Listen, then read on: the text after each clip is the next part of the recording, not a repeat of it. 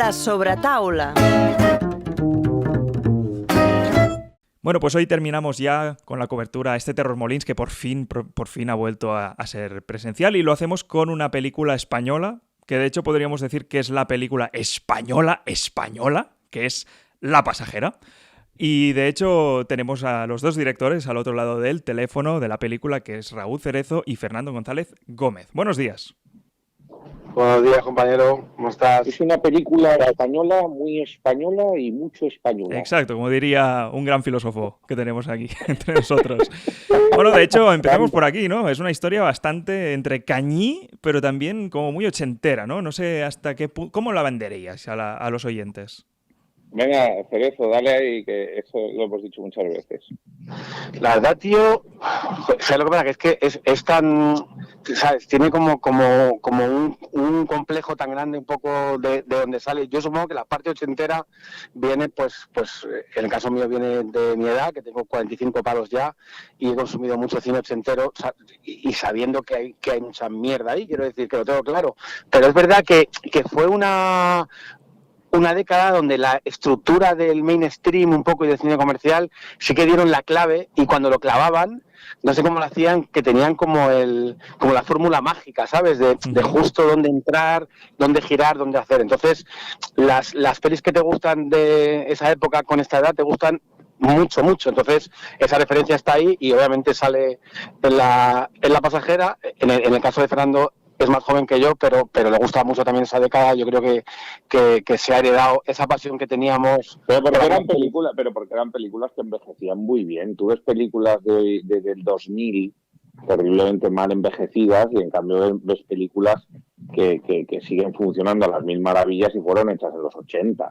Por lo que dice Raúl, quizás por una narrativa y una manera de construir las historias que hacían que te encariñaras con los personajes, que vivieras con ellos, que sufrieras con ellos, y entonces pues eso hacía que... Oye, me vais a perdonar, pero es que me están llamando a la puerta. Estoy en el hotel en Málaga, en Fancine, y no sé... Cosas de directo.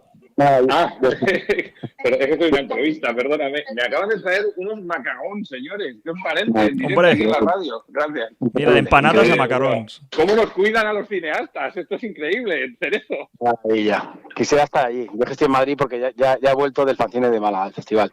Pues la verdad es que perdónenme, pero es que justo me han tocado la puerta y claro, me he quedado desubicado. No sé qué me tocaba aquí a la habitación. No esperaba visitas. No, que lo que decíamos era la cuestión esta, ¿no? De que esa estructura, esa narrativa, esa construcción de personajes, pues nos gusta mucho, y quizás por eso el tufillo de la peli es ochentero, ¿no? Claro. Sí, lo que pasa es que luego, ¿sabes lo que pasa? Que luego a la vez soy muy enemigo, Paul, de el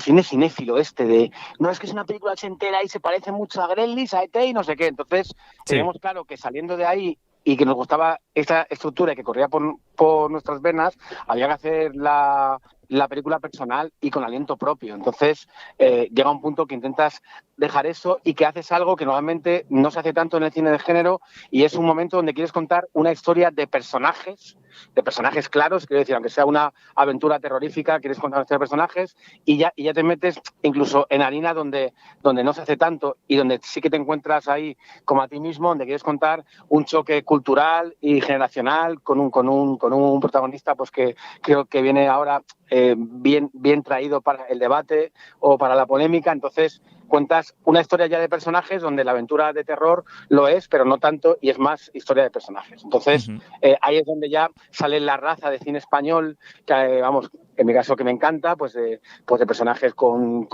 diálogos como puedan ser pelis de Berlanga, pelis donde la raza está clara, y esa mezcla rara es donde yo personalmente, en mi caso, encuentro el atractivo de hacer una peli muy española con raza y mezclarla pues tanto con lo ochentero como con Carpenter, con Cronenberg, con Hayden, entonces llega un punto que dices, vale, aquí ya he encontrado todo, pero vamos a hacer nuestra película, y te quitas de andar fotocopiando secuencias y venga, vamos a hacer un poco tal, sino que tienes ahí como un puré de referencias que no es algo que apartes, pero sí que ya coges tu camino. O sea, es lo de tener referentes, pero no homenajearlos constantemente como copia, ¿no? O sea, sí, totalmente. No se trata de imitar a los referentes. Os iba a hacer una pregunta que es ya más en términos de sinopsis de la película, porque aún estamos sobrevolando, ¿no?, un poco la película. La verdad. Yo creo que la mejor forma de explicar la sinopsis es lo que contasteis en la presentación en el Terror Molins, que es de dónde vino la idea. Sí, sí, sí. Va, pues esto viene de un BlaBlaCar que iba yo camino de Sitges, iba conduciendo con mi socio el León de iSlice Pictures y se montó una señora de 91 años. Bueno, pues tuvimos unos kilómetros muy amenos y divertidos con ella, una persona que era encantadora y dejó de serlo en un kilómetro donde se montó otro pasajero en el BlaBlaCar, que era un hombre de raza negra, y la mujer era una persona muy racista y de repente empezó poco a poco y kilómetro a kilómetro a convertirse en un monstruo muy, muy complicado, soltaba pullas, soltaba frases, entre dientes, sin dientes. Nosotros pues le comentábamos, ¿pero qué dice señora? Ya seguía y seguía, estaba ya poseída por su yo más racista. Hubo un punto con mi socio donde con el León donde dijimos, oye, ¿por qué no paramos en una gasolinera? Nos bajamos como a tomar algo, montamos los tres y la dejamos ahí. Y cuando ya estaba todo muy urdido, nos miramos y dijimos, joder, estas situaciones no se viven, ¿por qué no la dejamos en el coche y a ver qué pasa? Como decían en el final de la cosa. Entonces, como que dijimos, venga, vamos a observar. Y empezamos a hablar y, oye, y si aquí hay una película, imagínate un BlaBlaCar donde todo se empieza a torcer, donde tal, no sé qué, además que nunca se habían hecho pelis de BlaBlaCar y menos de género, y nada, y de ahí salió la película. O sea, empezamos a hablar ahí el tema de la mampara, la separación, tal, y la pusimos en marcha a la semana. A la semana ya contactamos con los guionistas y la pusimos en marcha. Sí, sí. Mira, ahora que me sacas esto, perdona, Raúl, pero que me sacas esto de la mampara y tal, o sea, toda la peli, por decirlo así, es una road movie que... O sea, es que intentaré no hacer mucho spoiler porque aparte que tú, Raúl, sí que mencionaste, ¿no?, por redes el tema de los spoilers, ¿no?, de que, ojo ahí. Sí. Pero iba a deciros que el tema de furgoneta, o sea, constantemente vemos la furgoneta con la que viajan, ¿no?, los protagonistas. ¿Cómo rodasteis, no? También, o sea, ¿tenéis alguna especie por Sí. decirlo así, un plató móvil? O sea, un plató móvil, me refiero el interior era ¿cómo rodasteis todo eso? Sí, verdad. Al final, teniendo dos furgonetas, teníamos la furgoneta real, que es con la que trabajamos 3 semanas por las carreteras de Navarra y los bosques de Urbasa, para todo lo que es las transiciones y todo lo que ocurre fuera de la furgo, porque recordemos aquí a nuestros ansiosos espectadores por ver la peli, que no se trata de una peli en la cual estamos todo el rato dentro de una furgoneta, es un poquito de todo, pero sí hay mucha narrativa en ese microclima, ese microcosmos de furgoneta en el que los personajes comparten ese viaje y es donde ocurre todo, sin entrar en spoilers, con esa mampara, ¿no?, que divide y que da mucho juego.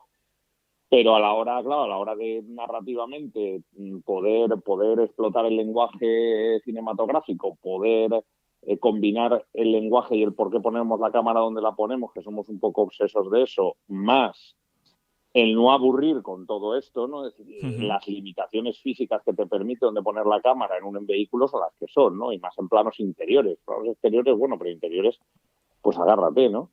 Y entonces al final se solicitó a la productora, después de haber hecho Raúl y yo el plan de rodaje, que somos muy enfermos y muy metódicos en eso, de saber exactamente dónde va la cámara en cada secuencia, en cada plano y todo, pues vimos que claramente eso era imposible afrontar lo que queríamos hacer con una furgoneta real. Entonces se trabajó con el equipo de arte en diseñar una caja de zapatos gigante que era un Lego, que podías quitarle los laterales, el techo, el frente, las puertas, bueno, lo que quisieras, para colocar la cámara donde nosotros quisiéramos, y entonces se combina la parte de furgoneta real con la furgoneta fabricada en un plató, que a su vez tenía una cosa chula, que era que la furgoneta, o sea, esa estructura estaba sobre un sistema que creó Alucine con unos pistones neumáticos que simulaba un traqueteo, un movimiento, giros, frenazos. Y entonces, ¿qué hacíamos? Pues utilizamos la grúa con una grúa con la cámara, digamos, no solidaria con la estructura, y tú podías mover la estructura, bambolear a los actores, que generar el movimiento de avance y de traqueteo de una Ebro de 37 años, y que la cámara fuera estable, ¿no? Como Raúl es un enfermo, hizo una investigación y dice, joder, es que fíjate, incluso en pelis de clásicos y de grandes y tal, se simula el movimiento con la propia cámara, ¿no? Meneando la cámara, ¿no? Un meneíto. Y en cambio nosotros pues aquí jugamos con que toda la estructura se mueve y bueno, y la verdad es que nos permitió una libertad de encuadres fantástica. Uh-huh. Nosotros, claro, la clave de que se aguantara una peli en una furgo que fuera diferente y sobre todo que no se repitiera y que tuviera todo el lenguaje del mundo era hacer lo que nos diera la gana con la cámara cuando estuviera justificado. Tampoco es cuestión, bueno, si has visto la peli Paul, verás que está todo muy, muy, muy medido para mover la cámara a lo justo y cuando debe, que no es, oye, mira, teníamos esto, con lo cual ves 27 planos en el techo, 28, vamos, que la vamos cuando debe, pero al menos no hay cortapisas ni hay límites de dónde ponerla. Hay una cosa que comentaron que además, Fer, tú no lo sabes, en la semana de Donosti, que estuvimos con la película, que me encantó, que fue muy bonita, de un espectador que vino y dijo, joder, me ha gustado mucho, pero me daba pena cuando salíais de la furgo porque estaba tan a gustito con los personajes y con la Vane, que sí, que me mola que salgáis y entiendo por lo hacéis, pero de verdad, que a gusto que estaba ahí cada vez que se peleaba con las mujeres y tal, que se me quedó, tío. No, pero si le molesta que salgamos de la furgoneta, que hable con Pollack y que le diga que vaya guión escrito. ¿Qué culpa tenemos nosotros? Que le gustaba, pero que eso, como diciendo que se sentaba como muy familiar, que le había gustado mucho el personaje de Blasco rodeado de mujeres y que bueno, pues que cuando pasaba esto de salir o no salir, pues que decía, joder, pues que vuelvan a la furgo, ¿sabes? Bueno, de hecho, ya hay ese momento también una peripecia técnica, ¿no? Que es ese plano secuencia que va pasando por todos los personajes y casi con un monólogo, no interno, pero externo, ¿no? Y que va pasando, va circulando, ¿no? O sea, también técnicamente yo creo que también hay cosillas muy interesantes. Me encanta esto, Fer, que se lo pasa, claro, es un plano que ayer cuando el Málaga, es un cuarón porque cuando hay planos similares les poníamos nombres como de dires para explicárselo a la gente y tal, dentro de que insisto que no nos gusta mucho tener la referencia, pero ayer lógicamente en Málaga comentábamos este plano y decíamos ojalá que no os hayáis dado cuenta porque significa que estáis fuera de la película, a no ser que seas dire y que te mole el plan. Entonces ya cuando te lo comentan puedes comentarlo como es el caso. Ese es uno de los planos favoritos. Ese plano secuencia, realmente el brazo de la grúa entraba raspando a los personajes y efectivamente era un monólogo sin ver la réplica del personaje de al lado y es lo típico, tío, cuando estás en el set, que tuvo una preparación de una mañana entera, que estaba todo el mundo muy concentrado y las 3 tomas fueron 3 buenas y la montada es la primera, porque todo funcionaba, tío. Era magia. De hecho, yo recuerdo, siempre cuento esto, es una especie de moñada, pero me emociono mucho y que es como es tan largo, es como de 6 minutos. Estaba todo el mundo currando en el plano y recuerdo mirar a la gente, no sé, eran 60 personas currando en el plano, obsesivos y todos actuando, y pensé, que me quiero dedicar a esto toda la vida, tío. O sea, esto es precioso, que alguien escriba en un papel algo y todo el mundo se ponga en funcionamiento para dar ese plano, para que el espectador narre y tal. Recuerdo que me emocionó. Ese día lo que ocurre es que lo que dice Raúl, estaba todo el mundo como especialmente motivado o como que todo el mundo se lo había tomado como un reto, porque todo el mundo sabía, es que la coña, Raúl, que eran como 5 páginas o 6 de guión. Sí. Claro, cuando la gente se daba cuenta que ese día tocaba eso, que era que los actores se iban a cascar 6 páginas de guión del tirón y con la cámara moviéndose de uno a otro y tal, con la furgoneta imitando el movimiento, con los de las luces imitando las luces que pasaban, con los de sonido haciendo malabares para colocarse para... Entonces, todo el mundo era como consciente de que ese era como un momento clave. Por lo tanto, se generó como una armonía, ¿no? Lo que dice Raúl. Entonces levantabas la mirada y de repente veías tengamos en cuenta que los sets españoles de rodaje suelen ser un poco ruidosos porque somos como somos. Y era increíble, de pronto aquello era, no sé, la NASA. Madre mía. ¿Muchas tomas o qué de esta? 3. No, 3. Y la montada fue la primera porque hicimos un montón de ensayos con dobles de luces y lo que hicieron, se le ocurrió a Fer, creo que fue, ¿no? A ti, ¿no, Fer? Sí. Grabarles mientras se maquillaban cómo iban a actuar. Entonces ya tenías cuánto iba a durar el tempo del diálogo, cogías un altavoz Bluetooth, lo eso ponías y la cámara iba raspando, con lo cual ya estaba técnicamente perfecto y ya era que los actores estuvieron bien. Y es que estuvieron milagrosamente bien. Fueron 3 tomas, 3 buenas, ¿eh? Como milagrosamente, son unos pedazos de actores todos. Son muy buenos, claro, pero hombre, pero yo que sé, por la primera regulín, es la toma que está montada. ¿Qué pasa? Que es el plano, además creo que es un plano, yo creo que es muy, muy bonito porque realmente es cuando se abren todos los personajes. Cuando ves que Blasco sintoniza con la niña con Blasco, cuando Mariela te cuenta un secreto que no vamos a contar aquí, que realmente tiene y por qué va, y la madre lo mismo. Entonces, hacer eso en secuencias, sin cortes de montaje y abrirte tanto al espectador es algo que para ellos era muy importante y estaban entregadísimos, tío, fue maravilloso. Sí, no, y se nota, ¿eh? Mira, ya que hablamos de esto, hablemos un poco de la dirección de la película, y en este caso sois dos. Primero una pregunta individual y luego ya vamos al colectivo. O sea, tú, Raúl, por lo que tengo entendido, esta sería tu ópera prima como director de largo, Sí, ¿correcto? Peli sí. Vale, entonces, pero sí que vienes ya de una tradición, no solo produciendo terror, ¿no? Tipo La Guarida, La Penumbra, cortos que hemos visto y revisto en miles de festivales, de premios, sino también de director, que por cierto, anécdota al canto, que es que, y yo no lo sabía, pero que, o sea, que lo dirigías tú, pero yo hace como unos 8 o 10 años estaba en un festival y vi 8, y el festival en cuestión era el Alcantarilla de Murcia. Y claro.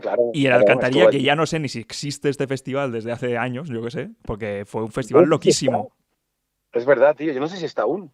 No sé, No sé, tío, pero recuerdo que estuvo allí, ¿eh? O sea, que me acuerdo perfectamente, sí. Sí, o sea, me acuerdo de que ese festival, en esta edición, yo conocí a Nacho Cerdá, que presentaba Aftermath, que vaya locura también, que ahí estaba gestando lo que sería ahora el Fenómeno. Luego también conocimos a Dani Moreno, que también presentaba uno de estos de Chaparra. Bueno, fue un festival súper loco, tío. O sea, y me acuerdo de esto, de tu corto ahí. Pero bueno, aparte de la producción, dirección y tal, ahora dirigiendo ya un largo, ¿cómo se da el salto? ¿Cómo lo has vivido del corto al largo? Pues tío, vamos a ver. La verdad es que creo que es igual y que no tiene nada que ver. Es decir, al final es hacer lo que haces en cortos, pero tiene un problema o un aliciente o un extra, y es que no se acaba en 3 días. O sea, con un corto, cuando van a empezar todas las movidas, cuando puedes explotar todo, te vas a casa. Aquí tienes que seguir y seguir y seguir. Y te quedan, en el caso de esta película, que es bastante además para una ópera prima, que bien, son 6 semanas. Y yo, Vigalondo en su día me comentó algo que es verdad, y es, la primera semana en una ópera prima es muy dura, y la segunda crees que te vas a caer. O sea, amor, te lo juro, era, pero ¿cómo voy a seguir rodando? Si es que no puedo, tengo que descansar, porque claro, encima vienes del corto. Pero hay una cosa increíble, tío. Cuando pasas la segunda, te da todo igual, se acabó. Si superas la segunda semana y has tirado para adelante, ha ido bien, tienes una especie como de superpoder que dices, venga, ya se acabó. Y entonces ya te da igual y ya ves que te sale el oficio y ves que todos esos cortos te han servido y que las heridas de guerra vas a aprovecharlas, entonces tiras para adelante. Pero la primera y segunda semana, en mi caso, absoluto miedo, vértigo, y luego sobre todo que en un corto, hombre, tienes tu responsabilidad, tienes tus 7, 8, 10.000, 20.000 euros. En una película ya no solo que tienes mucho más dinero, sino la responsabilidad de que lo que haces debería de funcionar con un público, con ventas y tal, para hacer más cine. Entonces, es lo mismo lo que es el proceso. No vi tanta diferencia, se pensaba, joder, cuando hay una película tal, no sé qué, por supuesto que hay más dinero, por supuesto que hay gente más entregada porque cobran, obviamente, no es como un corto, pues un año obra, pero el proceso, si salimos de todo esto, es el mismo, o sea, realmente estás como haciendo pues un corto grande, pero tú aguantar tanto tiempo, además que de verdad que creo que es un trabajo muy, muy duro, no solo es diferente, sino que creo que a mí me vino muy bien que fuéramos dos, no es que me viniera bien para la ópera prima, sino que a mí me gusta la codirección cuando funciona, y en este caso ha funcionado porque compartes las miserias, compartes los triunfos, te ayudas, tienes un confidente, o sea, yo eso solo te lo comes tú solo, y bueno, pues tienes que estar ahí encerrado en tu mundo, y en este caso, además, como nos hemos entendido, pues muy bien, la verdad. A ver, yo llevaba una peli y 37 cortos escritos, dirigidos y producidos. Madre o sea, mía. que me refiero. Vale. Que llevaba estaba ya con el culo pelado. Vale, Pero pues es que la respuesta es la misma que Raúl.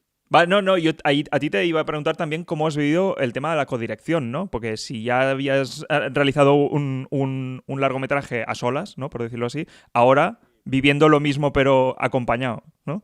Pues imagínate aguantar las gilipolleces de Raúl todo el día, mejorar sus malas ideas, orientarle porque estaba perdido, lo típico. Que no, bien.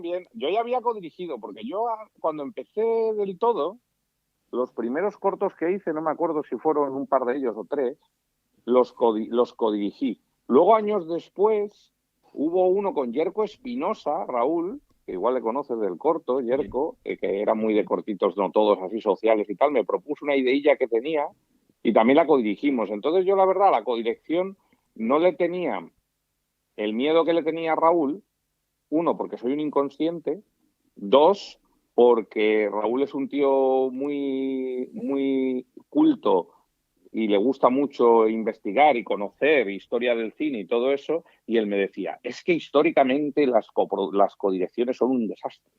Y claro, yo decía, yo no tengo ni puta idea de que me está contando esto, pero si lo dice Raúl será verdad. Entonces yo, entre esa mezcla inconsciente, ya porque yo soy así en la vida, pues la verdad es que lo viví sin miedo, a ver si me explico. O sea, luego ya cuando fue funcionando, pues como Raúl, como la cosa funcionaba, pues funcionaba. Pero inicialmente yo no tuve ese prejuicio que sí que tenía Raúl por conocimiento, ¿no? Por decir, es que esto normalmente, madre mía. Y bueno, yo quizás venía de otras experiencias o tal, y la verdad es que muy bien. No sé, yo, como dice Raúl, yo la primera que hice, pues efectivamente, la primera semana yo me quería suicidar directamente, y luego ya en la segunda, pues es que ya he hecho una tercera, que es la segunda con Raúl. Entonces tenemos las vivencias, las podemos contar todas, ¿no? Toda la evolución. ¿Qué pasa de la primera a la segunda a la tercera? ¿No? Entonces yo creo que luego ya los dos ahí compartiendo la codirección, pues como nos íbamos entendiendo, sobre todo por una manera de trabajar equivalente, que es planificar todo mucho antes, debatirlo en casa y luego ir al set a explicar lo que hemos planificado, pues la verdad es que pues muy bien, la experiencia maravilla. Muy bien. Entonces, la película, ¿por dónde se ha dejado ver? O sea, tanto festivales o lo que viene ahora y reacción del público. Lo has dicho bien. La película se deja ver. La peli por festivales hemos hecho una ronda muy bonita porque empezamos en Sitges, pero luego fuimos ¿cómo era? A Donosti, luego a Molins, ahora yo estoy en Málaga y Raúl ha salido de Málaga hace unas horas para Madrid, pues la presentamos ayer aquí y el fin de semana se presenta en Isla de la Calavera. Entonces digamos que hemos hecho la tournée de festivales más importantes a nivel España, y hemos podido estar en todos y hemos podido encima ir junto con nuestra Ebro a visitar esos festivales y a disfrutarla con el público. La verdad es que lo que es el pase de público, no sé si es porque la película se presta, pero ha sido increíble. O sea, siempre se ha celebrado mucho, ha habido muchas risas con la mezcla de paso doble. Bueno, si estuviste, creo que Paul, estuviste en Molins y lo viviste. Sí. Y en Molins, que nos decían, veníamos de Sitges, que lo habían celebrado mucho, y de Donosti, que no sé si el oyente sabe que allí la gente puede hablar, puede gritar. Esa ya fue increíble. Y en Molins nos habían dicho que, bueno, que eran más tranquilos, que era más como un cine normal. Y cuando empieza la proyección, empiezan a aplaudir, empiezan a reírse donde deben y tal, pues también se ha disfrutado mucho. En Málaga les ha gustado la peli y la prueba está en que se quedaron luego las preguntas y que hubo gente que lo con nosotros y tal, pero han estado muy, muy callados como si vieran una de Kiarostami. Era muy raro porque era como el típico sitio... Cuidado, Raúl. He estado hablando antes ¿sí? que di un paseo con una persona de Terror Weekend que anda por aquí desplazada, ¿sí? Haciendo críticas y viendo peli. Hemos estado charlando y le he dicho justo esto. He dicho, oye, tío, joder, veníamos de Molins, la sala animada, ya ni te cuento San Sebastián, pero eso ya lo conocemos que es así, pero incluso en Sitges, incluso el pase de prensa de Sitges, 9 de la mañana, croissant en la mano. Me refiero, o sea, la gente celebraba. Bueno, una liada, y digo, joder, tío, lo vimos aquí y nos quedamos como fríos. No sé, te esperas que llegas a Málaga, no sé, Andalucía, un poco de saler, un poco de animación, por la gente como con mejor humor y que va a entrar y que la cosa va a funcionar. Y fue como el paso nasal. Y me dijo, tío, es que aquí la gente es como muy, muy, muy respetuosa y están como muy concentrados, muy metidos en la película y todo se ve así. O sea, es como que la gente está como a la peli y tal. O sea, que como si estuvieran viendo una de Kurosawa, Raúl.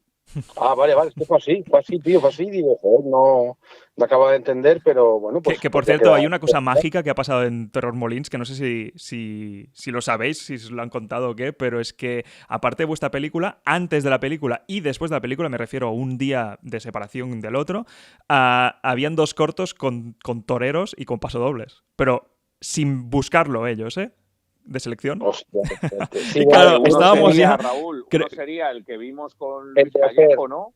El de Oper, El de Au Pair, lo vimos, exacto, que lo presentaban justo antes de una película. y el otro no Sí. sé cuál es. Vale, Y el no sabemos otro, cuál es. y el otro es una... Se ve que es una directora de animación stop motion que hizo una coproducción con unos 5 países, uno de ellos España, y el representante era el Agustino, ¿cómo se llamaba? Sí, Agustino, el de Filmets, que entonces ¿Sí? era un stop motion con un torero y con Putin. O sea, ya solo os digo eso.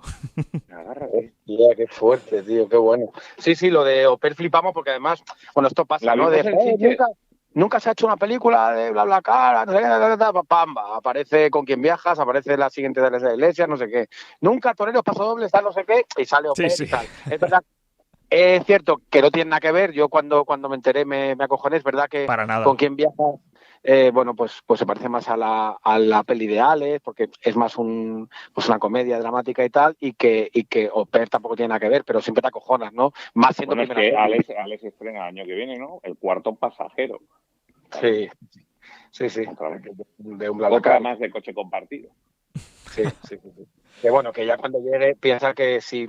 Lo bueno es que como se le ha retrasado la de Venecia Frenia, entre que esté en la Venecia Frenia y llega la otra, la pasajera, todo lo que Se haya nos ha podido olvidado dar, ya la pasajera. claro, todo el tema que haya podido dar, que ojalá sea mucho, esto lo haya dado. Entonces ya, pues que pase. Claro. Por cierto, Raúl, tú que vienes bastante del tema de distribución también, ¿has aplicado algo de lo que conoces de los festivales a la película en el sentido de, mira, si dura esto, si hacemos esto, van a seleccionarnos más o al conocer más el festival? ¡Bú! No somos Pues, unos vendidos. Nosotros hacemos lo que queremos. pues a ver, No hablo por un contigo, Fer, lado, hablo con Raúl. Ahora que estamos no, solos. Bueno, pero yo estoy aquí escuchando, así que si me sale de los cojones, intervengo. pues a ver, por un lado sí que lo que dice Fer, que dijimos, mira, vamos a hacer lo que nos haga de las narices y la productora nos dejó sobre todo, ¿vale? Y luego ya cuando vamos avanzando, Fer no, pero yo sí soy más de ir reflexionando, de, oye, mira, como ya hemos hecho lo que nos ha dado la gana, aquí vamos a hacer esto y lo otro. Por ejemplo, voy a ponerte un ejemplo. La película duraba 105 minutos. Los 15 minutos de más no es que fueran tomas eliminadas, o sea, secuencias eliminadas, sino que eran las mismas, pero Blasco hablaba mucho más, se definía mucho más. Tal. Entonces, ahí yo, por ejemplo, yo me rayé y hablé con Fer y dije, oye, creo que, bueno, pues vamos a estudiar esto para que la película dure 90 minutos, que nos encanta, etcétera, etcétera. Él también vio los diálogos, cuáles quitamos, cuáles no, y al final creemos que es una película de 90 minutos más fácil de ver, con más ritmo. Es mejor película, cuidado, ¿eh? O sea, esto no es hago una peor película para que se distribuya, pero sí que nació ahí un poco de la rayadura de, oye, mira, si dura menos, quizás no tal, y al final queda mejor película. Pero yo sí que soy una persona que primero vuelo libre, pero luego sí que empiezo a pensar en montaje y tal, en cosas, pues para que la película funcione. Yo, por ejemplo, lo que me gusta de La Pasajera, y lo digo sin problema, es que es una película, yo creo que da al espectador de género lo que le tiene que dar, sin entregarse solamente a ese espectador, pero hemos comprobado una cosa que a mí me pone muy contento, vamos, y si la gente dice, vaya tipo que solo piensa en eso, no, yo he visto que el público normal que no le gusta el género, muchas personas se nos han acercado diciendo, joder, no me gusta el género, pero dais lo justo para que yo no aparte la mirada, tal. Entonces, a mí que una película cumpla con el género, pero también cumpla con el espectador normal, me gusta porque precisamente acercas el género más a la gente. Esto no es traicionar al género, sino que tienes una película con el fantástico y el terror, pero tienes una peli de personajes, tienes unas briznas de comedia, tienes incluso tintes de drama todo conseguir un equilibrio. Teníamos también, Paul, esa obsesión de, oye, como hay muchas cosas que se tocan, no hagamos un Frankenstein de géneros, que tenga un tono, que eso creo que lo hemos conseguido, pero no te puedo decir incluso ni cómo, porque llegó un punto que cuando llegamos al montaje dijimos, joder, funciona el puñetero tono, o sea, funciona. Y teníamos mucho miedo, porque hay muchas películas que a mí me estomagan porque quieren ser terror, comedia, drama, tal, no sé qué. Y bueno, pues esta sí que creo que consiguió ese equilibrio. Pero sí, yo primero me suele gustar disparar un poco a lo loco, pero luego empezar a pensar en cómo distribuir, cómo no, sí, desde luego sí. Vale, pero que no.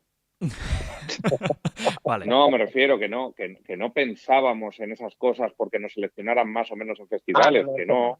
Pensábamos en esas cosas por hacer la película mejor o peor según nuestro criterio, que puede ser acertado o no, pero es nuestro criterio. Sí, y ya está. sí. Entonces Bueno, nosotros no podemos a pensar, vamos a hacer esto, vamos a poner aquí una secuencia de esta manera, porque esto en tal festival es la tradición y entonces esto va a hacer que les mole. No, para nada. Nosotros contábamos nuestra historia y punto. Y luego, una vez hemos terminado y creemos que la película es la mejor que sabemos hacer, como no lo sabemos hacer mejor, pues la mandamos y ya está. Y ahora ya que juzgue el público y que juzgue los festivales, pero no hay otro razonamiento. No, eso sí que es cierto. O sea, la creación inicial tanto de guión y de planificación, ya ni te cuento si has visto la película, no es pensando en eso, sino que una vez tienes ya tu película libre, la pules y le das cera, intentas tener un equilibrio. No significa vamos a hacer la película festival, sino un equilibrio de, oye, cuanta más gente pueda llegar sin que perjudique a la autoría, pues yo creo que es algo bonito. Yo sinceramente, cuando escucho a veces a gente que va de terrible, de mi película solo para ciertos circuitos y tal, yo no me la acabo de tragar. O sea, yo creo que lo bonito es que la película llegue pues, a la máxima gente posible. Oye, si la película yo he oído hoy a una espectadora en la calle del Festival de Cine de Málaga, del Fancine, decir la siguiente frase. Yo es que soy muy clasista con el género y no le doy oportunidad a las españolas. Agarraos. Bueno, sí, pero eso se escucha mucho. Sí. Agarraos, que cuando he escuchado eso, casi me he mordido la lengua y poco me he ido a tomar un espeto. Con el cine español, yo por ejemplo de La Pasajera hubo una persona que decía que le había gustado mucho, pero que le faltaba más mala leche. Y luego cuando te pones a hablar con ella en privado y tal, lo que realmente quieren al final es que sea un festival de gore y de carnicería. Yo respeto mucho ese gusto y a quien lo haga, pero es que no es lo que buscábamos nosotros. O sea, claro que yo creo que tiene su ración de lo que, yo creo que tiene mucho género la película, pero como pueda tener Terminator. Terminator tiene género, pero tiene una aventura, tiene unos personajes. A mí ese cine es un cine que me gusta y a Fernando también. No sé, eso de traicionar al género o tal, pues no sé la gente que tiende por esto, ¿no? Ya para acabar, y creo que va en la línea de lo que comentabais justamente ahora, es consejos. Normalmente ya hacemos esto en las entrevistas de Empana Cultural, que es si vienen pues, artistas o ilustradores o lo que sea, pedimos consejo para los oyentes que sean o que quieran ser creadores. En este caso creo que es pertinente a ver si tenéis algún consejo para tanto gente que quiera lanzarse a hacer un largometraje, o sea, ópera prima, como codirigir. Vale. Tú da uno y yo doy el otro. A ver cuál me dejas, gilipollas. Mira, vale, para codirección, me dejas el difícil. Que nunca llames gilipollas a tu codirector en directo. Y segunda, muy, muy importante, que antes de ir al set a compartir autoría, te pelees o debatas o todo a puerta cerrada antes de ir allí. Con tus planos claros, con todo claro, con una sola mirada de 4 ojos, tú estás encerrado y hablas este plano, este otro, quiero esto, quiero tal. Entonces, ahí ya lo tienes claro. ¿Qué pasa? Cuando llegas al set con la película clara y además esa película, los dos directores o directoras la tienen clara, ya no pasa nada porque se dividan, porque es la misma película. Si tú llegas al set, bueno, más o menos a ver qué hago, y encima 2 directores, creo que esa es una de las claves por la que la codirección no funciona, cosa que no sabía y lo he aprendido andando, ¿eh? O sea, que esto no es que yo tenga experiencia, bueno, creo que ahora tengo ya bastante experiencia con 2 películas y un corto que he hecho ahora, pero eso es clave. Todo el debate antes, los deberes hechos de casa. Entonces, si yo me despisto y Fernando va a hablar con el actor, lo que le dice el actor al actor es Fernando poseído por Raúl y yo estoy poseído por Fernando, porque ya se ha hablado antes. Entonces, no va a haber una pelea de egos, porque Fernando ya sabe que Blasco es así y yo sé que Mariela es así. Entonces, no pasa nada. Yo no me... Además, fase 2, muy, muy respetuosos. Claro, cumpliendo esta norma. Si encima sacas tu ego y dices, bueno, hablamos que Blasco fuera así, pero va a ser así, porque yo quiero mi autoría, tampoco funciona. Aquí ha habido un respeto de hablemos antes, muchas horas, muchos días, incluso meses, y ahora ya al set. Y yo estaba tranquilo si Fernando estaba hablando al fondo con la actriz y al revés, porque lo que se decía era lo mismo. ¿Qué pasa? Llegas a montaje y la peli que tienes es la tuya, aunque no estuviera Fernando o no estuviera yo, es una sola mirada. Entonces dices, joder, hemos codirigido y resulta que funciona. Entonces, bueno, esto yo lo he aprendido andando, esta lección, como quien dice, la he aprendido andando, pero ha salido muy bien. O sea, se puede insultar, pero siempre desde el respeto. Vale, ese es el consejo tuyo. Perfecto. Sobre el tema de debutar, es compleja. Es una pregunta que no tiene una respuesta. Sí. Porque tiene todas las respuestas, como todos los caminos que todos los cineastas han recorrido para debutar. Y todos son diferentes. Di el otro día en Molins una charla del corto al largo, que estuve allí con chavales de escuela y tal, y creo que empecé diciendo que si alguien venía ahí buscando una respuesta que hay que hacer para debutar en el largometraje, que yo no la tenía y que podían irse a tomar un café. Porque no existe una respuesta. O sea, yo en el caso de Raúl y mío, Raúl ha llegado a donde ha llegado, yo he llegado a donde he llegado con caminos diferentes y hemos llegado al mismo punto. Pero si algo comparten esos caminos es haber estado currando, trabajando y levantando, dirigiendo, produciendo, escribiendo cortometrajes, que era lo que nos permitían nuestros medios y nuestra economía durante muchos años. Entonces supongo que el único consejo que puedes dar a la gente que quiere llegar a hacer un largometraje es que trabajen. Yo hay una cosa que creo que es clave y muy complicada, sobre todo con la situación a veces que se tiene financiera o económica, y es el aguantar.